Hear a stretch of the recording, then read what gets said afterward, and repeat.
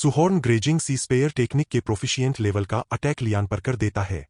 उन दोनों के स्पेयर आपस में टकराते हैं, जिससे वाटर की ड्रॉप्स बाहर दिखाई देने लगती है। लियान सुहोंग की पावर को देख सोचता है, अभी यह कोई मार्शल आर्टिस्ट भी नहीं है, तो इसने इतने जल्दी प्रोफिशिएंट लेवल को कैसे कल्टीवेट कर लिया। सुहोंग इतनी तेजी से अपना स्पेयर चलाता है कि उसकी स्पीड को ली यान देख भी नहीं पाता। सुहनगंग लिए अपनी आंखों में जुनून ले आता है और अपनी पावर को इनक्रीज करता है, जिससे ली यान का स्पेयर जाकर दूर गिरता है और वह भी पर हार जाता है। ली यान को हराते ही सुहॉर्न के सिस्टम पर नोटिफिकेशन आता है, तुमने एक मार्शल आर्टिस्ट को हराया है, जिससे तुम्हें 35 मार्शल वैल्यू मिलती है। सुहनोंग उस नोटिफिकेशन को देख कहता है, अगर मैं ऑर्डिनरी स्पार से हो मार्शल वैल्यू पा सकता हूं तो मुझे फ्यूचर में और भी अधिक स्पार करने चाहिए। वही लियान अपनी हार से बिल्कुल टूट जाता है और घुटनों पर बैठ कहता है, यह इम्पॉसिबल है, आखिर कोई पर्सन कैसे ही इतने जल्दी रेजिंग सी स्पेयर टेक्निक के प्रोफिशिएंट लेवल पर पहुंच सकता है। अगर ऐसा है तो मेरी इतने सालों की मेहनत का क्या फायदा। वो यह सोचकर गुस्से में सुहोंग पर अटैक करने के लिए आगे बढ़ता है। वही सुहोंग उसे अपने ऊपर अटैक करते हुए फील कर लेता है और असली नर देखने लगता है। जब उसका पंच सुहोंग से लगने वाला होता है तभी किसी की आवाज आती है, यह बहुत हो गया, अब यहीं पर रुक जाओ। अपने मास्टर की आवाज को लियान वहीं पर रुक जाता है। अचानक से अपने मास्टर को देख वह हैरान रह जाता है। तभी उसके मास्टर उसके पास आकर उसे एक थप्पड़ मार देते हैं और उससे कहते हैं, अगर तुम एक असफलता को भी सहन नहीं कर सकते तो तुम कैसे अपने आप को एक मार्शल आर्टिस्ट कह सकते हो। अपने मास्टर से चाटा खाने से ली यान सदमे में चला जाता है। वहीं उसका मास्टर सुहॉर्न की पावर को देख सोचता है, उसने मेरी तकनीक सिर्फ एक बार देखी और एक ही बार में रेजिंग सी स्पेयर टेक्निक के प्रोफिशिएंट लेवल तक सीख लिया। यहां तक कि मैजिक सिटी की इंपीरियल कैपिटल के जीनियस भी इतने जीनियस नहीं होते। वह लियान का सर झुकाते हुए सोचता है, यह बच्चा लियान थोड़ा टैलेंटेड है, लेकिन वह बेहद घमंडी भी है। ऐसे जीनियस से टकराना दरअसल एक अच्छी बात ही है। फिर वह सुहोंग से कहता है, छोटे भाई, यह मेरी सख्त अनुशासन की कमी थी, कृपया हमें क्षमा करें। सुहोंग उसके मास्टर के बिहेवियर को बदलता देख सोचता है, यह आदमी तो पल भर में रंग बदल लेता है। अब हमारा सीन बदलकर एक गली पर जाता है। सुहोंग जाते हुए अपने आप से कहता है, आज का दिन सच में थका देने वाला था, लेकिन जो मिला वह कम नहीं था। मैंने ना सिर्फ थंडर रश फिस्ट और रेजिंग सी स्पेयर टेक्निक को सीखी बल्कि मार्शल वैल्यू भी कमाई। वह सिस्टम में अपनी प्रोफाइल देखता है। अब उसके पास टोटल 35 मार्शल वैल्यू होती है। वह सोचता है, स्कूल की परीक्षा कुछ ही दिनों में है। अमीर छात्र पहले से ही हाई एंड अलॉय वेपन तैयार कर चुके हैं। मुझे भी जल्द से जल्द परीक्षा के लिए एक वेपन तैयार करना होगा। लॉन्ग स्पेयर इस्तेमाल में काफी आरामदायक लगा। अब से मैं स्पेयर ही इस्तेमाल करूंगा। मुझे एक अलॉय लॉन्ग स्पेयर खरीदना होगा, लेकिन मेरे पास जो थोड़े से पैसे हैं वे तो एंट की बीमारी के इलाज के लिए भी काफी अजी नहीं है। अलॉय वेपन खरीदना तो बहुत दूर की बात है। उसकी कीमत 66,900 है। क्या पैसे कमाने का कोई और तरीका है? वह सोचते सोचते एक मॉल में चला जाता है। वहां पर न्यूज चल रही होती है। शहर के बाहर खूंखार जंगली जानवर दिन ब दिन बढ़ते जा रहे हैं। सिटी लॉर्ड ने मार्शल आर्टिस्ट्स को खूंखार जानवरों का शिकार करने के लिए बुलाया है, जिसका इनाम काफी बड़ा है। उस न्यूज को सुन वो कहता है, क्या शहर से बाहर जाकर फिरोशियस बीस्ट्स का शिकार। अब सीन वापस से शिफ्ट होकर सुहन के घर की ओर आता है। उसकी आंट उसके अंकल के बॉडी पर बैंडेज लगते हुए कहती है, अरे तुम देखो तो सही, क्या पिछली बार छोटे ओंग ने हमें काफी पैसे नहीं दिए, फिर भी तुम इतनी जान तोड़ मेहनत क्यों कर रहे हो। उसका अंकल उसकी आंट से कहता है, छोटा हंग अभी कितना ही बड़ा हुआ है, पूरे घर की रोजी रोटी उस पर डाल देना कहाँ की समझदारी है। जब तक मैं काम करने लायक हूं, मुझे बच्चों के लिए भी ज्यादा से ज्यादा परिवार की पूंजी जमा करनी होगी। तभी वहां पर सुहॉन आ जाता है। वो आते हुए कहता है, अंकल, आंट मैं वापस आ गया हूं। उसके अंकल और आंट सुहॉन को देख खुशी से कहते हैं, तुम वापस आ गए।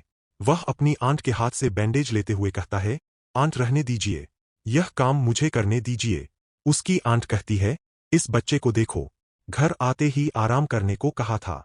वह अंकल को बैंडेज लगते हुए कहता है, अंकल, अब मैं पैसे कमा सकता हूं, आप अब बाहर काम पर मत जाइए।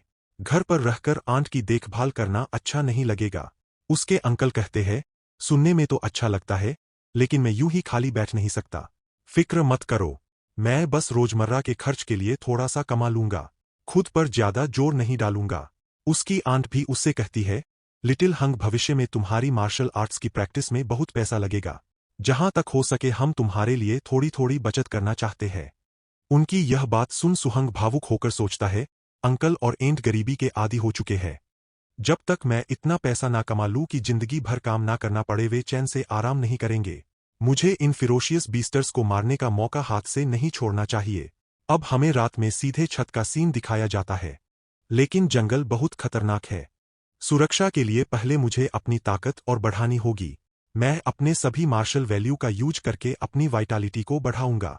वह सभी मार्शल वैल्यू का यूज करके अपनी वाइटैलिटी बढ़ाने लगता है, जिससे उसकी वाइटैलिटी 0.1 के कई बार इनक्रीज होकर 95.2 पर पहुंच जाती है। वह अपनी वाइटैलिटी को देख सोचता है, अब मैं मार्शल आर्टिस्ट बनने से बस एक कदम दूर हूं। अब हमारा सीन बदलकर सीधे 2 दिन बाद आता है। वो रात में अपने स्कूल के जिम्नेशियम में ट्रेनिंग कर थक गया होता है और वह जोर जोर से सांस ले रहा होता है और उसकी martial skills thunder rush fist, raging sea spare technique, Vajra fist, floating light palm, unwind step सभी परफेक्ट लेवल पर पहुंच चुकी होती है। वो कहता है, पूरे 2 दिन लगे, लेकिन आखिरकार मैंने अपनी सारी मार्शल स्किल्स को परफेक्ट लेवल तक पहुंचा दिया। अब टाइम आ गया इस सिटी को छोड़ हंटिंग पर जाने का। अब सीन बदलकर Saturday star city martial artist base की ओर आता है। सुहोंग भी वहीं पर आ जाता है। वह उस बेस को देख कहता है, हालांकि टीवी पर इसे कई बार देख चुका हूं, लेकिन मार्शल आर्टिस्ट बेस में आना आज पहली बार हुआ है। वह बताता है, जो मार्शल आर्टिस्ट आमतौर पर बहुत कम दिखाई देते हैं, यहां तो सड़कों पर भरे पड़े हैं। वह फिरोसियस बीस्ट्स की रिवॉर्ड लिस्ट देख रहा होता है। उसमें लिखा होता, नॉन रैंक्ड फेरोशियस बीस्ट के लिए 300 ब्लू स्टार कॉइन प्रति जानवर टियर 1, इनिशियल स्टेज के लिए 1000 ब्लू स्टार कॉइन प्रति जानवर टियर 1, मिडिल स्टेज के लिए 3000 ब्लू स्टार कॉइन प्रति जानवर, टियर 1 हाई स्टेज के लिए 5000 ब्लू स्टार कॉइन प्रति जानवर, टियर 2 इनिशियल स्टेज इनाम और भी ज्यादा है। उस लिस्ट में लिख होता है, फिरोशियस बीस्ट को मारने के बाद उसका बाया कान काटकर जमा करना जरूरी है। अगर सबूत नहीं है तो भुगतान नहीं मिलेगा। सुहोंग इसे देख सोचता है, हे भगवान, इतनी कच्ची आदिम क्रूरता। वहीं पास में एक मार्शल आर्टिस्ट एक लेडी अपना बैग को देते हुए कहता है, ब्यूटी जरा हिसाब लगाना, यह सब कितना कीमती होगा। सुहोन उस ओर देख सोचता है, उस थैले में शायद फिरोशियस बीस्ट के बाएं कान ही भरे हैं। तभी साइड से आवाज आती है, हटो, रास्ता खाली करो। उस आवाज को सुन सुहंग भी उसी ओर देखने लगता है। एक ग्रुप अपने पीछे एक बहुत बड़ा बैग कैरी किए होता है। उस ग्रुप के मेंबर्स कहते हैं, क्या दिखता नहीं है, यंग मास्टर यह आ चुके हैं। सुहोंग यंग मास्टर ये को देख सोचता है, यह पहना हुआ ये आभा थोड़ा सा अंडरग्राउंड बॉक्सिंग एरिना के व्हाइट फॉक्स जैसा नहीं लग रहा। सभी मार्शल आर्टिस्ट उसे देख कहते हैं, यह नाटक क्यों कर रहे हैं? अगर इसका अंकल इस बेस का इंचार्ज ना होता तो मैं इसे कब का एक थप्पड़ मार चुका होता। सुना है, कुछ दिन पहले इसे किसी ने बुरी तरह पीटा था, बहुत सुकून मिला होगा। वही एक मार्शल आर्टिस्ट भी कहता है, सच में तभी तो इन दिनों यह दिखाई नहीं दे रहा था। तभी सुहोंग अपनी नजर घुमाकर यह की ओर देखने लगता है। यह भी अपनी तिरछी नजर कर सुहोंग की ओर देखता है। सुहोंग इस पर ज्यादा ध्यान नहीं देता और अपने रास्ते हो जाता है। वो जाते हुए कहता है, यहां पर ज्यादा खतरा फेरोशियस बीस्ट से नहीं बल्कि ह्यूमन से है। मुझे सोच समझकर आगे बढ़ना चाहिए। वह एंट्रेंस पर चला जाता है। एक गार्ड उससे पूछता है, तो बच्चे तुम पहली बार और अकेले वाइल्डरनेस में जा रहे हो?